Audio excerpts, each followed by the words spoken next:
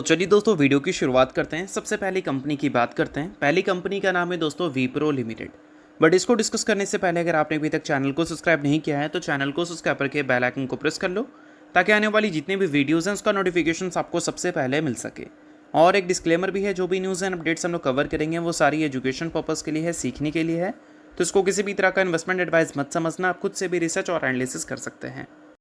तो चलिए दोस्तों वीडियो की शुरुआत करते हैं। सबसे पहले बात करते हैं विप्रो से रिलेटेड कुछ इंपॉर्टेंट न्यूज़ एंड अपडेट्स के बारे में। दोस्तों लास्ट ट्रेडिंग सेशन विप्रो की परफॉर्मेंस हमें अच्छी देखने को मिल रही थी। 1% से ज़्यादा की तेज़ी हमें देखने को मिल रहा था। बट अगर हम बात करें पिछले 6 महीने की, पिछले 1 साल की या फिर पिछले 1.5 साल की, तो क्या यहाँ पर विप्रो ने बहुत अच्छा परफॉर्म किया है? बिल्कुल भी नहीं। इस पीरियड में विप्रो की परफॉर्मेंस काफ़ी ज़्यादा ख़राब रही है। और ऐसा नहीं कि इस पीरियड में सिर्फ विप्रो ने ही ख़राब परफॉर्म किया है। अगर हम विप्रो के सेक्टर की बात करें, वो आईटी सेक्टर है और आईटी सेक्टर ने ही पूरा इस पीरियड में ख़राब परफॉर्म किया है। अब इसमें बड़े बड़े कंपनी के नाम आपको देखने को मिल जाएंगे। टीसीएस को देखोगे तो 52 वीक है से 38.9% नीचे दिखेगी। इन्फोसिस 39.4% नीचे दिख जाएगी। एसएल टेक्नोलॉजी 36% नीचे है और वही विप्रो 35.54% हमें नीचे दिख रही है अपने 52 वीक हाई से। तो ये टॉप 4 आईटी कंपनी में एसएल टेक को हटाकर हम एल्टियम माइंट्री को ऐड कर दें तो एल्टियम माइंट्री 41.56% हमें नीचे दिख रही है अपने 52 वीक हाई से। बट टॉप 4 आईटी कंपनी में जैसा कि मैंने बताया, एसएल टेक को हटाकर अगर हम एल्टियम माइंट्री को ऐड कर दें तो इन 4 कंपनी ने अपने पीक से 50% तक की गिरावट दिखा दी है, उससे ज़्यादा ही हुआ है। और इस वजह से इन्वेस्टर का 19 लाख करोड़ का वेल्थ वाइप आउट हो चुका है। अब दोस्तों वीडियो में आगे बढ़ने से पहले बात कर लेते हैं सेबी रजिस्टर्ड टेलीग्राम चैनल के बारे में, जिसको आप ज्वाइन कर लो। लिंक इसका डिस्क्रिप्शन में दिख जाएगा। ज्वाइन करने का सबसे बड़ा बेनिफिट ये है कि जिस हिसाब से मार्केट में अप्स एंड डाउन दिख रहा है, ऐसे टाइम पे हर दूसरी कंपनी के एनालिसिस बहुत ज़्यादा इंपॉर्टेंट है। तो यहाँ पर आपको सभी कंपनी के टेक्निकल्स को एनालिसिस कर अपडेट होता हुआ देखने को मिल जाता है, जो कि हर किसी के लिए काफ़ी ज़्यादा यूज़फुल है। और इसके लिए आप चैनल को ज्वाइन कर फ्री में आप चेकआउट भी कर सकते हैं इन कंपनी के प्रॉपर टेक्निकल्स, जिससे आपको आइडिया लगेगा कि अभी इन कंपनी में क्या चल रहा है। तो without wasting any time, link description में है, लिंक की तरफ जाकर चैनल को फ्री में ज्वाइन कर लो। और इसी लिस्ट को अगर थोड़ा बढ़ाकर ऑल टाइम हाई से देखें तो हमें टीसीएस अपने पीक से 56% नीचे दिख रही है, विप्रो 54% नीचे दिख रही है, एल्टियम माइंट्री हमें गिरती हुई दिखी है 53% और इन्फोसिस गिरती हुई दिखी है 50%। तो ये 4 कंपनी ने अपने इन्वेस्टर्स का 19 लाख करोड़ का वेल्थ वाइप आउट कर दिया है। अब इसका सबसे बड़ा कारण क्या है? एआई डिस्ट्रप्शन की वजह से पूरे आईटी इंडस्ट्रीज़ में एक बड़ा कंसर्न है। आईटी इंडस्ट्रीज़ को एआई रिप्लेस कर सकती है, इस वजह से इन्वेस्टर की जो कॉन्फिडेंस है वो आईटी सेक्टर से लगातार कम होता हुआ दिखा है।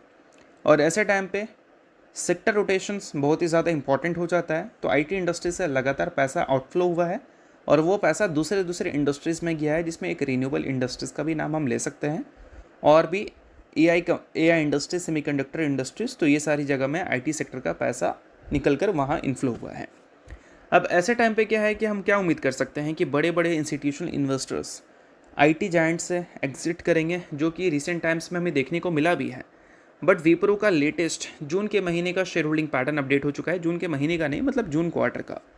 और उसमें एफआईएस ने एग्रेसिवली बाइंग की है विप्रो में। प्रोमोटर के स्टेक्स ऑलमोस्ट अनचेंज ही हैं। बट अगर हम बात करें एफआईएस की, तो एफआईएस का पिछले क्वार्टर में स्टेक था 8.32%, जो कि इस क्वार्टर में बढ़कर सीधा 11% को क्रॉस कर चुका है। तो ऑलमोस्ट 4,700 करोड़ से ज़्यादा की बाइंग एफआईएस ने किया है इस पर्टिकुलर क्वार्टर में विप्रो में।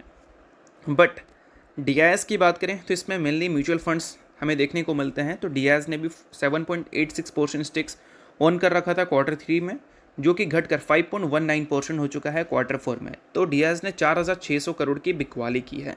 अब इसका रीज़न तो मैंने स्टार्टिंग में ही बताया, सेक्टर रोटेशन।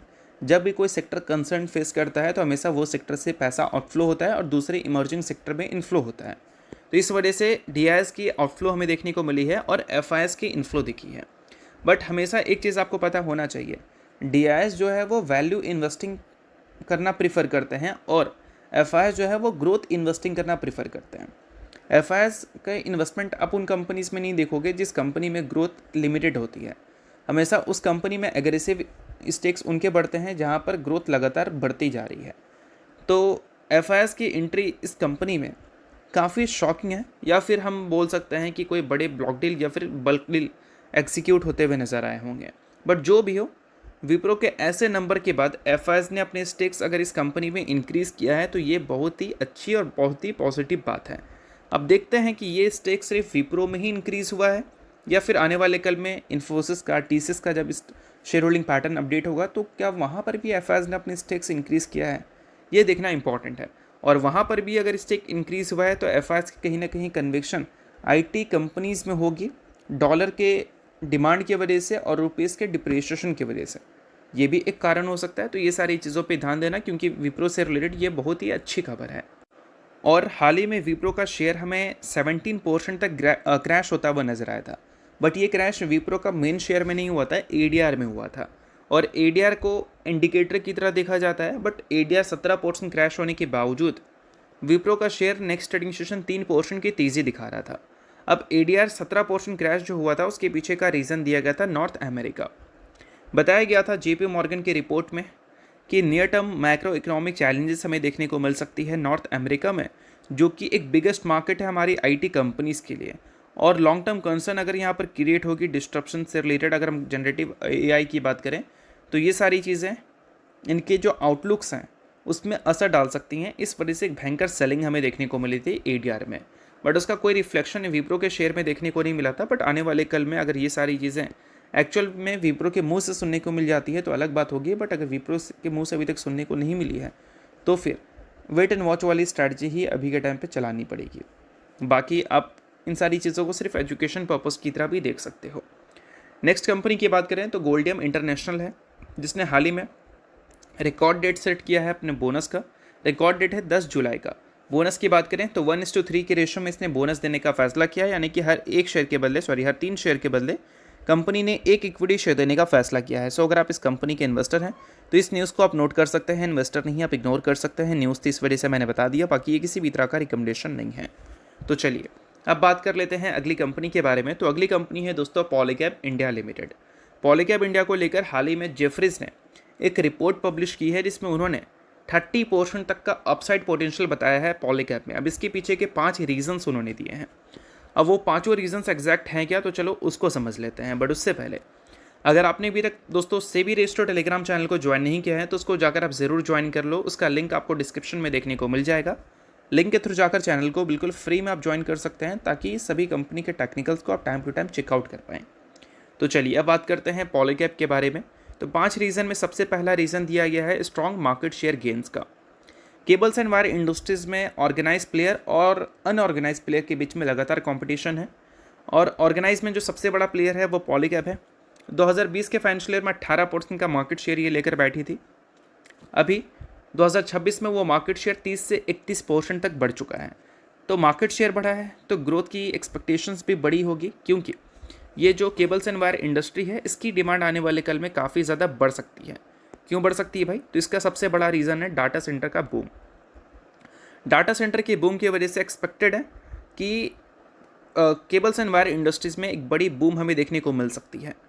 क्योंकि जब हम बात करते हैं केबल्स एंड वायर इंडस्ट्रीज़ के बारे में तो उसका एक बड़ा कंट्रीब्यूशन हमें डाटा सेंटर के कैपेक्स में दिखता है। अगर हम डाटा सेंटर के कैपेक्स की बात करें तो उसमें 8 से लेकर 10% तक का जो अमाउंट है वो केबल्स में ही जाता है। 3% जाता है इंडस्ट्रियल प्रोजेक्ट में और 15% जाता है पावर ट्रांसमिशन और डिस्ट्रीब्यूशन प्रोजेक्ट्स में। तो इस वजह से 8 से 10% का जो कैपेक्स है वो पॉलीकैब इंडिया जैसी कंपनीज़ की डिमांड काफ़ी ज़्यादा बढ़ा सकते हैं। और उसके अलावा दोस्तों बात किया गया है इनके आउटर बुक को लेकर, जो कि काफ़ी स्ट्रॉन्ग नज़र आते हैं। 2026 के एंड तक 11,300 करोड़ का ऑर्डर बुक है। 2025 से कंपेयर करोगे तो ये नंबर कम हुआ है, बट आने वाले कल में डाटा सेंटर की वजह से ये नंबर आगे चलकर और भी बढ़ सकती है। और साथ में अगर हम बात करें इनके पोर्टफोलियोज़ की तो पोर्टफोलियो में सॉलिड डाइवर्सिफिकेशन हमें दिख रही है। कंपनी डाइवर्सिफाइड कर रखी है अपने रेवेन्यू को। B2B सेगमेंट्स में भी कंपनी काम करती है, जैसे पावर, ऑयल एंड गैस, उसके अलावा PLI लिंक जो प्रोजेक्ट्स होते हैं और डाटा सेंटर जैसे मार्केट्स में कंपनी का जो टोटल रेवेन्यू है उसका एस्टिमेटेड सेल 35% तक हमें देखने को मिल सकता है। और बाकी कंपनी का जो बिजनेस है वो तो एज इट इज़ हमें देखने को मिलेगा ही। और FMEG की बात करें तो FMEG अभी कंपनी के टोटल रेवेन्यू का 10% कंट्रीब्यूट कर रहा है, और एक्सपोर्ट से भी आने वाला रेवेन्यू लगभग 6% है। तो आने वाले कल में ये सारी जो कंट्रीब्यूशन है यही पॉलीकैब इंडिया को एक स्ट्रेंथ प्रोवाइड करने का काम करेगी कि अगर डाटा सेंटर के बूम की वजह से इनके उस सेगमेंट के रेवेन्यू पुश होते हैं तो नीचे से कंट्रीब्यूशन यहाँ से भी उनको अच्छा मिलेगा। तो ये सारी चीज़ें हाईलाइट किया गया है पॉलीकैब के ऑर्डर बुक को लेकर।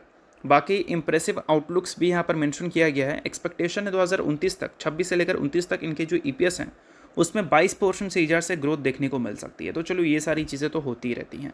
बाकी एक पॉइंट है जिसको ध्यान में रखना है, और वो पॉइंट ये है कि जब भी पॉलीकैब इंडिया का वैल्यूएशन अपने पीक पर होता है ना, तो उसके बाद वैल्यूएशन में अच्छी डिप आती है, और वो चाहे किसी भी रीज़न से हो, ED की रेट की वजह से हो, कॉम्पिटिशन्स की वजह से हो, या फिर कोई अदर चैलेंजेस की वजह से हो। और अभी कंपनी का जो वैल्यूएशन है वो अपने पीक के एकदम करीब है। और अल्ट्राटेक को लेकर अपडेट है कि 2026 के एंड तक उनकी ऑपरेशन की शुरुआत हो जाएगी, और ऑपरेशन की शुरुआत हो जाती है तो हो सकता है कि वैल्यूएशन वहाँ पर हमें करेक्ट होता हुआ नजर आ जाए। तो ये चीज़ों पे बिल्कुल ध्यान रखना है आपको अगर पॉलीकैब इंडिया के इन्वेस्टर हैं तो दोस्तों ये वीडियो यहीं तक था। आप करता हूँ वीडियो आपको अच्छा लगेगा, लाइक कीजिए, पहले पर सब्सक्राइब कीजिए। वीडियो के लिए बहुत बहुत शुक्रिया।